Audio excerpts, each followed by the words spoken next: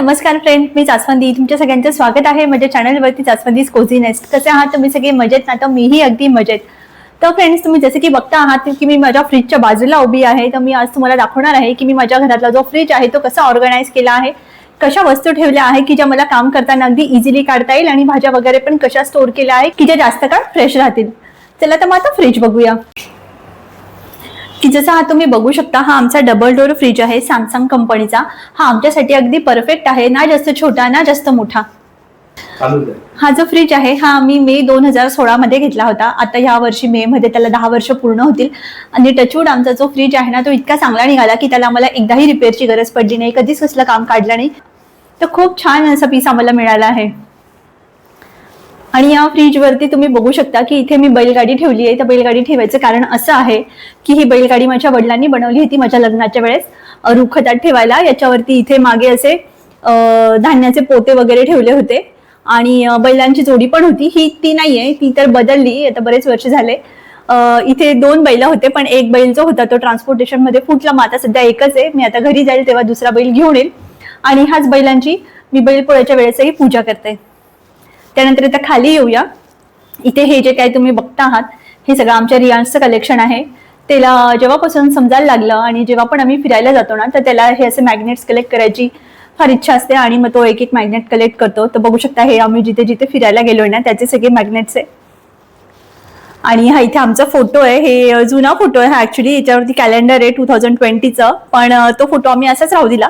Calendar तर आता use नाही होत, पण आमची मेमरी म्हणून तो जो फोटो आहे तो आम्ही असाच राहू दिला इथे. आणि हे जे लाईट्स याच्यावरती दिसत आहेत ना, हा कन्व्हर्टेबल फ्रीज आहे. म्हणजे तुम्ही हा जो फ्रीज आहे की हा तुम्ही लवकर थंड करायसाठी पण एक ऑप्शन आहे. आणि जो पूर्ण जो फ्रीज आहे, फ्रीजर कॅन्सल करून तुम्हाला फ्रीजवरती सेट करायचा असेल तर तसं याच्यामध्ये ऑप्शन आहेत. पण खरं सांगू ना, आम्हाला याचा काही जास्त फार यूज झाला नाहीये. तेव्हा नवीन निघाला होता हे 10 वर्षापूर्वी हा असा पॅटर्न. आणि आम्हाला वाटलं की हा हे चला काहीतरी वेगळं फीचर आहे आणि युजफुल होईल. पण काही जास्त यूज ज्याचा होत नाही. फारच कधीतरी याचा यूज होतो आईस्क्रीम वगैरे करायच्या वेळेस, का मला पटकन करायचं असतं म्हणून मग मी ते फ्रीजर जे आहे ते पॉवर फ्रीजर करते. अदरवाईज जर तुम्हाला जर घ्यायचं असेल ना तर तुम्ही विदाऊट कन्व्हर्टेबल वाला नॉर्मल जरी डबल डोअरचा घेतला ना तरी पण सफिशियंट आहे. आता फ्रीजच्या आतलं बघूया की आतमध्ये मी काय काय सेट केलंय.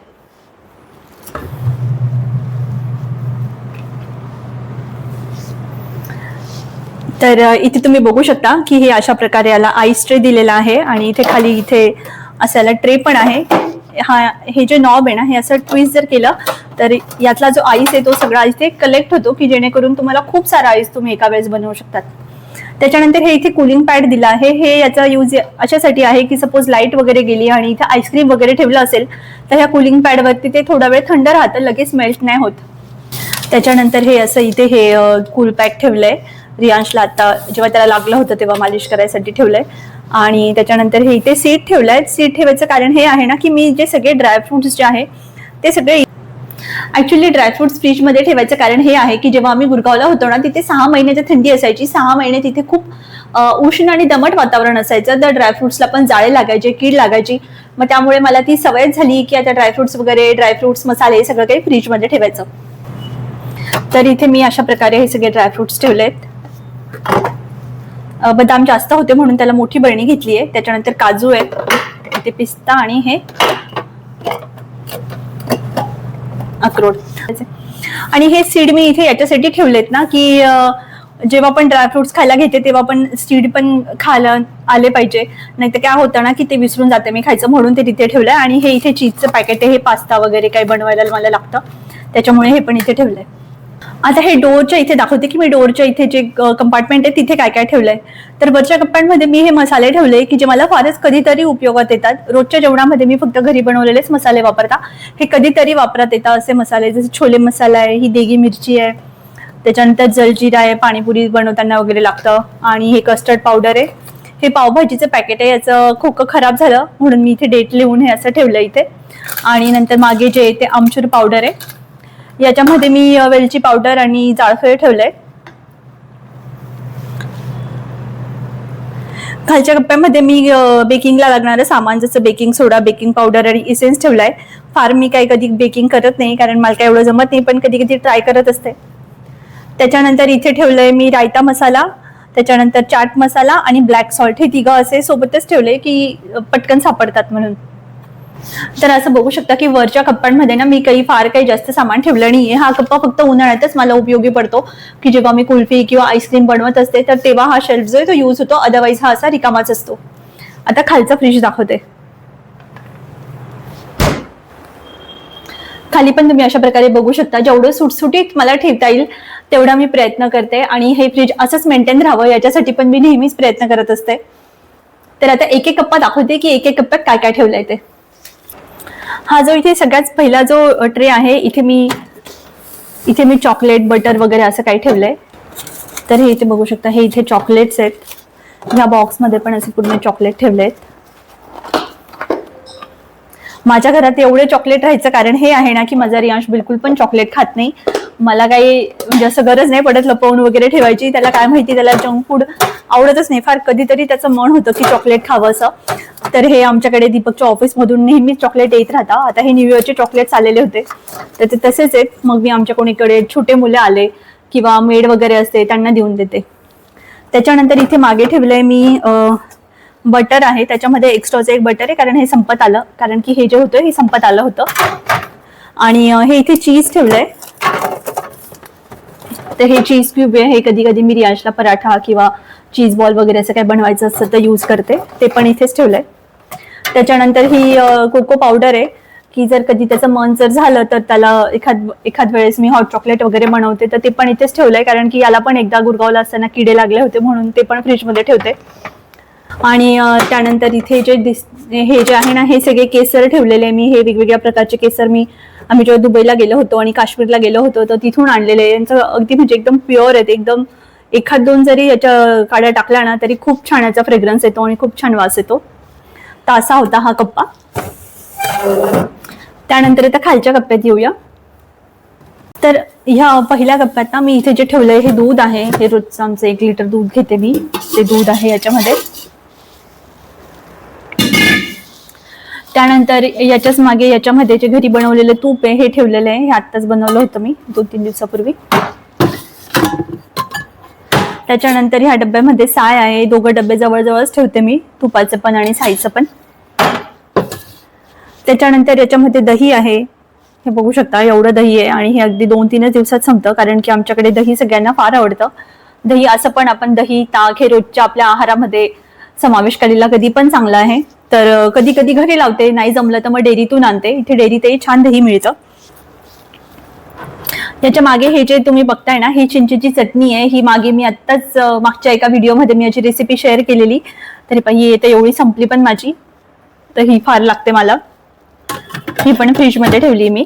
त्याच्यानंतर हे इथे मिरचीचं लोणचं आहे की जे आईने मला बनवून दिलं होतं, तर ते पण खराब नाही व्हायला पाहिजे म्हणूनच फ्रीजमध्ये ठेवलंय. आणि या फ्रीजमध्ये मी पूर्ण ह्या 3 कप्प्यांमध्ये ना अशा ट्रान्सपरंट मॅट टाकलाय की जेणेकरून हा जो ग्लास आहे ना हा खराब नाही होणार. ह्या मॅटमुळे खरंच माझा हा जो ग्लास आहे ना, इतकी 10 वर्ष जुनं फ्रीज आहे पण ह्या ग्लास अगदी नव्यासारख्या दिसतात. हे पाय अगदी नव्यासारख्या दिसतात. आणि ह्या क्लीन करताना पण ना मी स्क्रबरचा कधीच वापर नाही करत. जे सॉफ्ट स्पंज असतं ना गालाचं, किचन साफ करायचं आपण वापरतो, त्याच्यानेच मी हे सगळं फ्रीज जे आहे ते आवरत असते. हे ग्लास वगैरे पण, म्हणून मग याला काही स्क्रॅचेस येत नाही आणि अगदी नव्यासारखे दिसतात. आता हा जो खालचा कप्पा आहे ना याच्यामध्ये मी सगळ्या ज्या भाज्या वगैरे काही आहे, लसूण वगैरे ते सगळं काही ठेवलंय, तर ते एक एक करून तुम्हाला दाखवते आता. आणि मी फ्रीजमध्ये शक्यतो काचेचे किंवा स्टीलचेच भांडे वापरते. डब्बे जे आहे ते वापरलेले आहे. प्लास्टिक खूप कमी वापरलंय किंवा अगदी नाहीच्या बरोबरच आहे. तर आता ह्या सगळ्यात पहिल्या याच्यात मी अशी कोथिंबीर साफ करून ठेवली आहे आणि याला असा किचन नॅपकिन घेतलाय. हा किचन नॅपकिन वॉशेबल आहे. हा मला अगदी 1-1.5 महिना मी आरामात वापरते. हा संपला की वॉश करून परत दुसरी कोथिंबीर यात भरते. त्यानंतर हा स्टीलचा डब्बा आहे. यात मी कढीपत्ता ठेवलाय. कढीपत्ता पण साफ करून असा टिश्यू पेपर ठेवलाय की जेणेकरून याला मॉइश्चर नाही लागणार आणि हा खराब नाही होणार. त्यानंतर अजून एक छोटा स्टीलचा डब्बा आहे. या स्टीलच्या डब्यामध्ये मी असे लसूण निवडून ठेवले म्हणजे पटकन भाजीला घेता येतात. भाजीला स्वयंपाक करताना मग लसूण नाही निवडावं लागत. त्यानंतर याच्यामध्ये असे मिक्स स्प्राउट बनवून ठेवलेत मी की जे पण कधी नाश्त्याला असं उसळ बनवता येते, नाहीतर मग भाजी बनवता येते याची.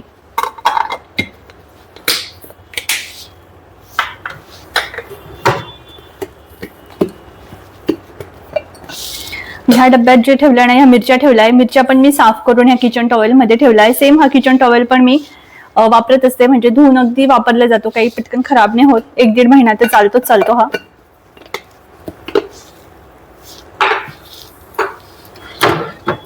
त्यानंतर लिंबू ठेवले. लिंबू पण आमच्या घरामध्ये खूप लागतात.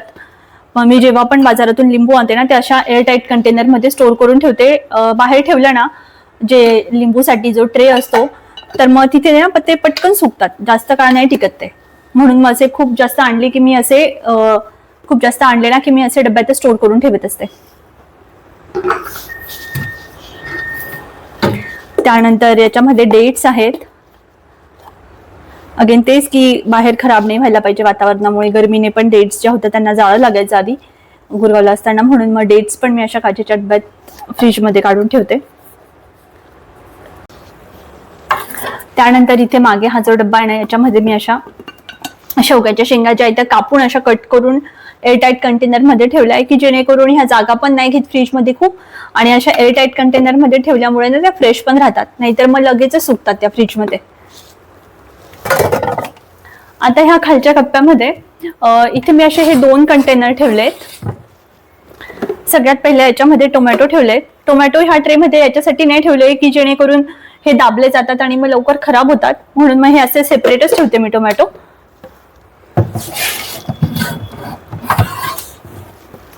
आणि ह्या कंटेनर मध्ये मी पालेभाज्या ठेवत असते. सध्या फक्त पालकच आहे, आणि पालक पण ना मी हे अशी ठेवली आहे, अगदी ह्या कॉटनच्या माझी ओढणी होती याला कट करून अशा पद्धतीने पालक ठेवली निवडून. म्हणजे ना मग ही 2-3 दिवस तरी आरामात फ्रेश राहते, काही खराब नाही होत, पटकन खराब नाही होत. ह्या जे कंटेनर आहे ना, त्यांना असे ही बास्केट पण येते की जेणेकरून जे मॉइश्चर आहे, जर काही पाणी वगैरे असेल तर ते खाली जाईल आणि भाज्या खराब होणार नाही, म्हणून छान आहे हे कंटेनर. हे मी DIY स्टोर मधूनच घेतले होते. हे अशा प्रकारे हे क्लोज पण होतात व्यवस्थित, आणि जास्त जागा पण नाही घेत फ्रीजमध्ये. आणि ही जी इकडची साईड आहे मी ती थोडी रिकामीच ठेवली आहे, की जेणेकरून मला काही एक्स्ट्रा भाज्या वगैरे असतील, काही काढून ठेवायचं असेल तर ते मला इझिली ह्या भागामध्ये ठेवता येईल, म्हणून हा जो साईड आहे ना ही मी नेहमी रिकामी ठेवते. इथे मी कधीच काही ठेवत नाही. आणि हा आहे सगळ्यात खालचा जो आहे हा व्हेजिटेबल बॉक्स. याच्यामध्ये मी जे व्हेजिटेबल्स आहे ना त्या डायरेक्टच ठेवल्यात. मी याला असा वेगळा काही प्लास्टिकचे कंटेनर्स यूज नाही केलेले आहेत. तर इथे सगळ्यात पहिले मी हा जो डब्बा ठेवला आहे याच्यामध्ये गवती चहा आहे. तर इथे आला आणि गवती चहा जो आहे तो सोबतच ठेवलाय, आणि याला पण टिश्यू पेपर मध्ये ठेवलंय की सो दॅट मॉइश्चरने हा लवकर खराब नको व्हायला. आणि हा इथेच ठेवते मी. आणि इथे भाज्या ज्या आहेत त्या अशाच ठेवल्या आहेत, काही यांना वेगळं प्लास्टिक कंटेनर नाही ठेवलेलं आहे, कारण की मी भाज्याच कमी आणते. आम्ही 3घच जण राहतो, मग 2-3 दिवस पुरतील इतक्याच भाज्या आणते आणि परत फ्रेश भाज्या आणते, कारण की कधी कधी काय होतं ना की भाज्या ज्या आहेत त्या वापरल्या जात नाही आणि मग खराब होतात. तर इथे वांगी आहे, ब्रोकोली आहे, त्याच्यानंतर शिमला मिरची आहे, परत सध्या रताळे आणि गाजरचा सीझन आहे म्हणून रताळे आणि गाजर पण आहेत, आणि बीट आहे. तर आता पण तुम्ही बघाल तर 2-3च भाज्या आहेत, जसे शेवग्याच्या शेंगा होत्या, शिमला मिरची आहे, वांगी आहे, आणि हे आपले मोड आलेले कडधान्य, असे 4-5 भाज्या आहेत माझ्याकडे सध्या. तर एवढ्या मला पुरतील 2-3 दिवस. ह्या साईडला मी सगळ्या बॉटल्स वगैरेच ठेवल्या आहे, कारण की फ्रीजमध्ये पाणी मी फारच कमी ठेवते. जर कोणी गेस्ट वगैरे येणार असेल तरच आम्ही फ्रीजमध्ये बॉटल्स ठेवतो, अदरवाईज आम्ही 3घं पण माठातलंच पाणी पितो, कारण की सर्दी वगैरे व्हायला नको म्हणून. तर ह्या पहिल्या ज्या तुम्हाला ज्या 3 बरण्या दिसत आहेत ना, तर यांच्यामध्ये आईने घरी बनवून पाठवलेले मसाले आहेत ते आहेत. ते फ्रीजमध्ये ठेवायचं कारण असं आहे की अगेन हे पण माझे मसाले जे होते ते गुरगावला खराब झाले होते. आईने 2 किलो मसाला आणला होता आणि त्याला पूर्ण जाळं लागलं होतं उन्हाळ्यामध्ये, मग तो टाकून द्यावा लागला. तेव्हापासून मग मी कमी क्वांटिटीमध्ये आणते आणि असे भरून ठेवते. तर याच्यामध्ये हळद आहे, हा आमचा खानदेशी स्पेशल मसाला, काळा मसाला, आणि हे लाल तिखट. आणि ह्या ज्या बरण्या आहेत ना, ह्या सगळ्या कंट्री डिलाइटच्या तुपाच्या बरण्या आहेत. याच्यामध्ये मालवणी मसाला आहे. आम्ही आता मागे गोव्याला गेलो होतो तर तिथून मी आणला होता. छान आहे हा पण मसाला, घरगुती मसाला आहे हा पण. आणि इथे आम्ही अंडे येत नाही आमच्या घरामध्ये, मग अंडे वगैरेचा ट्रे जो आहे तो तसाच आहे, तर मग मी तो असा बॉटल्स ठेवायला यूज केलाय. याच्यामध्ये जे ठेवलंय ना हे ड्रायफ्रूट पावडर आहे. ड्रायफ्रूट पावडरचा पण व्हिडिओ मी बनवला आहे, पण तो पोस्ट करायचा बाकी आहे, करेल तो पण पोस्ट. याच्यामध्ये ठेवलाय दाण्याचा कूट, की भाजी वगैरे करताना पटकन कामी येतो, नाहीतर अशी चटणी पण करता येते लगेच त्याची तिखट मीठ वगैरे टाकून. ह्या साईडच्या कप्प्यात पण मी 2 बरण्या ठेवल्या. तर पहिल्या बरणीमध्ये ना खोबरं किसून ठेवलंय, की मसाल्यांच्या भाजीला वगैरे टाकायला सोपं पडतं. मग असं किसलेलं खोबरं पटकन हाताशी येतं.